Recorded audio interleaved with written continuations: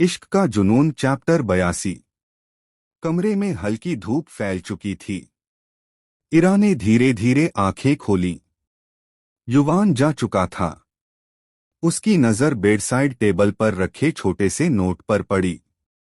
उसने मुस्कुराते हुए नोट उठाया। ऑफिस जा रहा हूं। समय पर नाश्ता कर लेना। दवा लेना मत भूलना।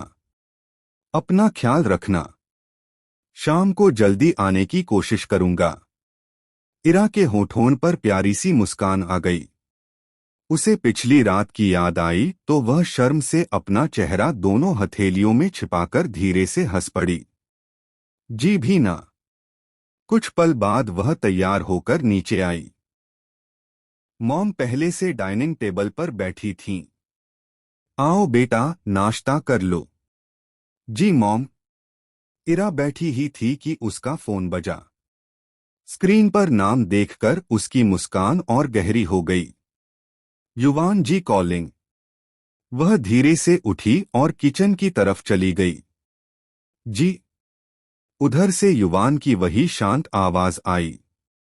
नाश्ता किया? अभी कर रही हूं। दवा समय पर ले लेना।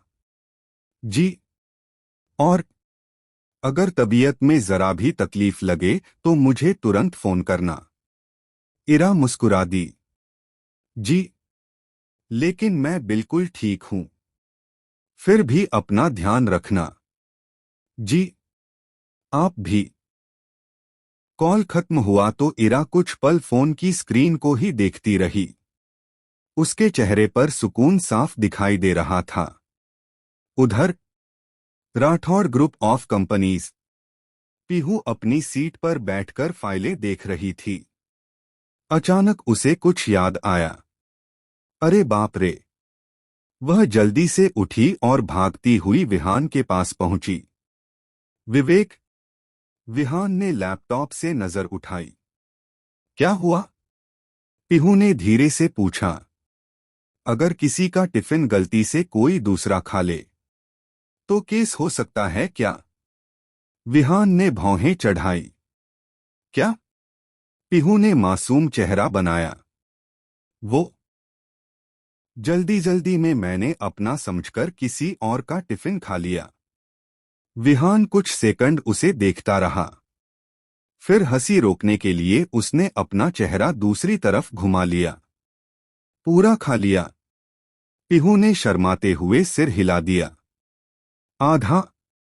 और अब असली मालिक ढूंढ रही हूं। माफी भी मांगनी है और अगर बहुत गुस्सा हुआ तो अपना टिफिन उसे दे दूंगी। उसी समय पीछे से एक कर्मचारी आया। मैडम, मेरा टिफिन।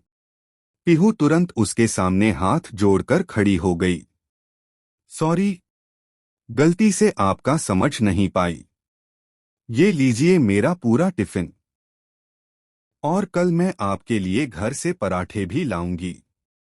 कर्मचारी पहले हैरान हुआ, फिर हंस पड़ा। कोई बात नहीं मैडम। पूरे ऑफिस में हल्की सी हंसी गूंज उठी। विहान भी मुस्कुरा रहा था। दूर खड़ी शानाया ने यह सब देखा। उसे समझ नहीं आ रहा था। जिस विहान के चेहरे पर मुस्कान लाना मुश्किल था, वह इस लड़की की हर हरकत पर क्यों मुस्कुरा देता है। उसने मन ही मन तय किया, अब मुझे पीहू पर नजर रखनी होगी। और यहीं से उसकी जलन एक कदम और बढ़ गई। इश्क का जुनून चैप्टर 83। ऑफिस की घड़ी में शाम के 6 बज रहे थे। ज्यादातर कर्मचारी अपना काम समेट रहे थे। पीहू भी अपना बैग बंद कर रही थी कि तभी उसकी नजर अपनी छोटी सी हिसाब वाली डायरी पर पड़ी। उसने जल्दी से कुछ लिखा। विहान ने दूर से देखा और पास आ गया। अब क्या लिख रही हो? पीहू ने डायरी बंद कर दी। आज का खर्चा। आज तो तुमने कुछ खरीदा ही नहीं। पीहू मुस्कुराई। खरीदा नहीं, लेकिन सीमा दीदी के 50 रुपए अभी भी मुझ पर उधार हैं। जब तक लौटाऊंगी नहीं तब तक डायरी में रहेंगे।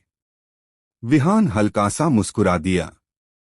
उसे पीहू की यही आदत सबसे अलग लगती थी। उसी समय शानाया वहां आ गई। उसने विहान की तरफ देखकर कहा, विहान, 1 मिनट, मुझे तुमसे जरूरी बात करनी है। पीहू चौंक गई। विहान? वह कुछ पल दोनों को देखने लगी, फिर अपने आप से बुदबुदाई, अरे, इसका नाम तो विवेक है। शानाया ने उसकी तरफ देखकर हल्की मुस्कान के साथ कहा, ओह, तुम्हें नहीं पता। विहान ने तुरंत बात संभाल ली, शानाया, तुम गलत समझ रही हो। फिर उसने पीहू की तरफ देखकर हंसते हुए कहा, कॉलेज में सब मुझे मजाक में विहान बुलाते थे। आदत अभी तक गई नहीं। पीहू ने 2 सेकंड सोचा, फिर कंधे उचकाकर बोली, अच्छा, मुझे लगा सच में दो दो नाम हैं तुम्हारे। विहान ने राहत की सांस ली। शानाया समझ गई कि विहान ने बात टाल दी है। उसने कुछ नहीं कहा, लेकिन उसके चेहरे पर नाराजगी साफ थी। शाम, राठौड़ महल। युवान आज अपने वादे के मुताबिक जल्दी घर लौट आया। उसके हाथ में एक छोटा सा बैग था। जैसे ही वह अंदर आया, मॉम मुस्कुरा दी, आज तो बेटा जल्दी आ गया। युवान ने बस हल्का सा सिर हिलाया। सीढ़ियों से उतरती इरा की नजर युवान पर पड़ी। जी, आप आ गए। युवान ने बैग उसकी तरफ बढ़ाया। तुम्हारे लिए। इरा ने हैरानी से बैग खोला। अंदर उसकी पसंदीदा चॉकलेट थी। उसकी आंखें चमक उठीं। जी, आपको याद था। सुबह कहा था ना। लाऊंगा। इरा की मुस्कान और गहरी हो गई। Thank you. वह चॉकलेट को ऐसे संभालकर पकड़ रही थी जैसे कोई अनमोल चीज हो। मॉम दूर से दोनों को देखकर मुस्कुरा रही थीं। उन्हें अपने बेटे के चेहरे पर आया यह बदलाव बहुत अच्छा लगता था। उधर इरा के घर, पीहू भी ऑफिस से लौट आई थी। जैसे ही उसने फ्रिज खोला, उसकी नजर जूस की एक खूबसूरत कांच की बोतल पर पड़ी। उसने बोतल उठाकर गौर से देखा। वाह, ये तो बहुत महंगी लग रही है। उसी समय घर के पुराने नौकर बंसी काका वहां आ गए। पीहू ने तुरंत पूछा, काका, ये जूस कितने का होगा? बंसी काका ने हंसते हुए कहा, बिटिया, ये बाहर से आता है। करीब 800 रुपए की बोतल है। पीहू की आंखें गोल हो गईं। आ, 800। उसने तुरंत बोतल को दोनों हाथों से और कसकर पकड़ लिया। फिर बहुत गंभीर होकर बोली, आज अगर इसकी एक बूंद भी गिर गई ना, तो मुझे ही चक्कर आ जाएंगे। इतने में पीछे से इरा आ गई। क्या हुआ? पीहू ने बोतल ऊपर उठाकर कहा, इरा, आज मैं इसे बिना एक बूंद गिराए पीकर दिखाऊंगी। इरा अपनी हंसी नहीं रोक पाई। पूरा घर पीहू की बात सुनकर हंसने लगा। और पीहू, वह पूरी गंभीरता से धीरे धीरे जूस पी रही थी, जैसे कोई बहुत बड़ा मिशन पूरा कर रही हो। इश्क का जुनून, चैप्टर 84। राठौड़ महल। शाम का समय था। इरा अभी भी युवान लाई हुई चॉकलेट को देखकर मुस्कुरा रही थी। मॉम सोफे पर बैठी थीं और आराध्या शादी के डिजाइन वाले कुछ कैटलॉग देख रही थी। तभी बाहर से कई गाड़ियों के रुकने की आवाज आई। पूरा स्टाफ एकदम सतर्क हो गया। बंसी काका जल्दी से बाहर की तरफ बढ़े। मुख्य दरवाजा खुला। एक लंबे, रौबदार और गरिमामय व्यक्तित्व वाले व्यक्ति अंदर आए। उन्हें देखते ही मॉम के चेहरे पर मुस्कान आ गई। आ गए आप? आराध्या खुशी से लगभग दौड़ पड़ी। डैड। उन्होंने अपनी बेटी को गले लगा लिया। मेरी गुड़िया की शादी होने वाली है और मैं न आऊं, ऐसा हो सकता है क्या? आराध्या की आंखें चमक उठीं। उसी समय युवान भी सीढ़ियों से नीचे उतरा। उसने आगे बढ़कर अपने पिता के पैर छुए। Welcome home dad. डैड ने उसके कंधे पर हाथ रखा।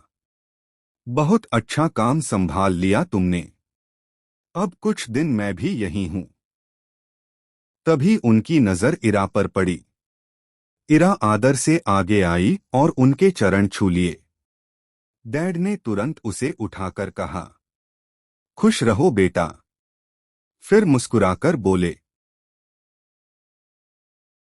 मैं तुम्हारी शादी में नहीं आ पाया था। बिजनेस के एक बहुत बड़े इंटरनेशनल प्रोजेक्ट में फंसा हुआ था। उन्होंने हल्की सांस ली। लेकिन तुम्हारे बारे में रोज सुनता था। तुम्हारी मॉम और युवान वीडियो कॉल पर सब बताते थे। इरा ने विनम्रता से कहा, जी। डैड ने स्नेह से कहा, आज पहली बार मिल रहा हूं। लेकिन तुम्हें देखकर लग रहा है जैसे इस घर में हमेशा से थी। मॉम मुस्कुरा दी। मैंने कहा था ना, हमारी बहू नहीं बेटी है। इरा की आंखों में अपनापन झलक उठा। सब लोग ड्राइंग रूम में बैठ गए। चाय आ गई। कुछ देर तक घर की बातें होती रहीं। फिर डैड ने गंभीर होकर कहा, अब काम की बात करते हैं। सब उनकी तरफ देखने लगे। आराध्या की शादी में अब ज्यादा समय नहीं बचा है। कल से सारी तैयारियां शुरू होंगी। आराध्या खुशी से मुस्कुरा उठी। सच डैड? हाँ। उन्होंने युवान की तरफ देखा। कार्ड, वेन्यू, मेहमान, सबकी जिम्मेदारी हम दोनों मिलकर संभालेंगे। युवान ने सिर हिलाया। जी डैड। मॉम ने इरा की तरफ देखकर कहा, और शॉपिंग की जिम्मेदारी मेरी, इरा और आराध्या की। आराध्या हंसते हुए बोली, अब तो खूब शॉपिंग होगी। तभी बाहर से दरवाजा खुला। इरा, मैं आ गई। सबकी नजर उधर गई। पीहू ऑफिस से लौट आई थी। अंदर इतने लोगों को देखकर वह एकदम रुक गई। धीरे से इरा के पास आई और कान में फुसफुसाई, मैं गलत टाइम पर तो नहीं आ गई? इरा हंसी रोकते हुए बोली, नहीं, आओ। पीहू ने मासूमियत से सबको नमस्ते की। डैड ने मुस्कुराकर पूछा, ये कौन है? मॉम ने प्यार से कहा, इरा की सबसे अच्छी दोस्त, पीहू। पीहू ने हाथ जोड़ दिए। नमस्ते अंकल। डैड ने मुस्कुराकर आशीर्वाद दिया। खुश रहो बेटा। उसी समय आराध्या शरारत से बोली, डैड, अब ये भी घर की सदस्य जैसी ही है। पीहू तुरंत घबरा गई। न, नहीं, मैं तो बस मेहमान हूं। सब हंस पड़े। लेकिन किसी को पता नहीं था, कुछ ही दिनों में यही चुलबुली लड़की इस घर की खुशियों का अहम हिस्सा बनने वाली थी। इश्क का जुनून चैप्टर 85। राठौड़ महल। डैड के आने से पूरे घर में रौनक लौट आई थी। डाइनिंग टेबल पर मॉम, डैड, युवान, इरा और आराध्या बैठे थे। तभी मुख्य दरवाजा खुला। विहान अंदर आया। Good evening dad. डैड मुस्कुराए। आओ बेटा। आज तो बड़े दिनों बाद पूरा परिवार एक साथ बैठा है। विहान ने सबसे नमस्ते की और कुर्सी खींचकर बैठ गया। उसी समय किचन से इरा और पीहू ट्रे में चाय लेकर बाहर आ रही थीं। पीहू की नजर जैसे ही विहान पर पड़ी, उसके कदम वहीं रुक गए। उसकी आंखें फैल गईं। ट्रे उसके हाथ से लगभग छूट ही गई, लेकिन इरा ने तुरंत संभाल ली। पीहू, क्या हुआ? पीहू की नजर अब भी विहान पर ही थी। वह बुदबुदाई, विवेक डाइनिंग टेबल पर हल्की सी खामोशी छा गई। विहान ने भी उसकी तरफ देखा। दोनों की नजरें मिली। पीहू ने धीरे धीरे विहान की तरफ उंगली की। तक तुम? आराध्या हैरानी से बोली। अरे पीहू, तुम मेरे भाई को जानती हो? पीहू ने बिना नजर हटाए कहा। ये ये तो ये तो हमारे ऑफिस में। वह एकदम विहान के सामने आकर खड़ी हो गई। तुम्हारा नाम विवेक नहीं है? विहान कुछ सेकंड चुप रहा, फिर शांत आवाज में बोला, नहीं, मेरा नाम विहान राठौड़ है। पीहू की आंखें और बड़ी हो गईं। मतलब तुम कंपनी के मालिक हो? विहान ने हल्का सा सिर हिला दिया। पीहू ने दोनों हाथ कमर पर रख दिए। वाह, मतलब इतने दिन से मेरे साथ दोस्ती भी की और अपना नाम भी बदल लिया। आराध्या और मॉम एक दूसरे का चेहरा देखने लगीं। इरा को भी अब समझ आ गया कि पीहू किस विवेक की बातें किया करती थी। पीहू ने नाराज होकर कहा, मैं तो तुम्हें अपना दोस्त समझती रही और तुमने मुझे बेवकूफ बना दिया। विहान पहली बार थोड़ा असहज दिखा। मैं तुम्हें धोखा नहीं देना चाहता था, बस सही समय का इंतजार कर रहा था। पीहू ने होंठ फुला लिए। मुझसे बात मत करना। इतना कहकर वह तेजी से अपने कमरे की तरफ चली गई। विहान उसे जाते हुए देखता रह गया। युवान, जो अब तक चुप था, उसने पहली बार विहान की तरफ देखा। बस एक ही सवाल पूछा, अब क्या करेगा?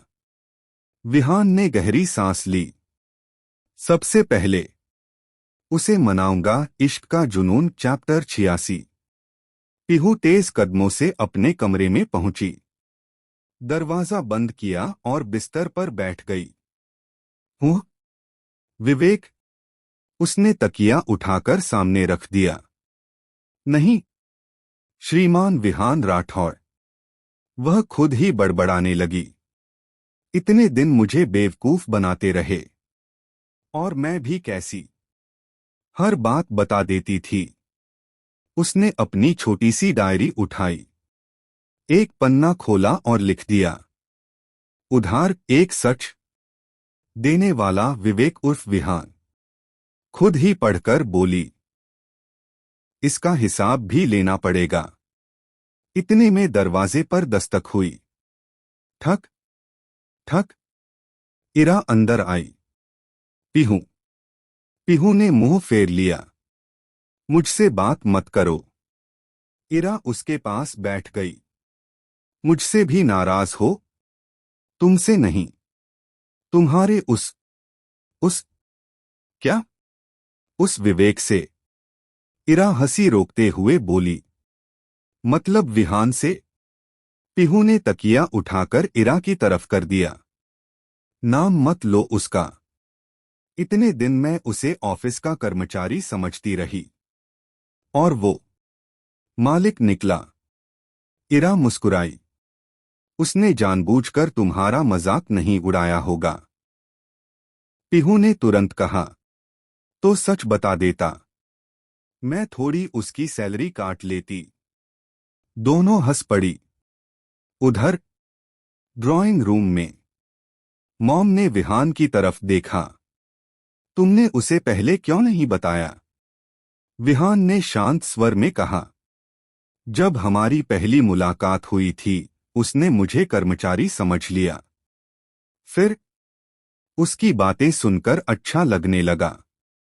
पहली बार कोई मुझसे मेरे नाम या हैसियत की वजह से नहीं, बल्कि एक सामान्य इंसान समझकर बात कर रहा था।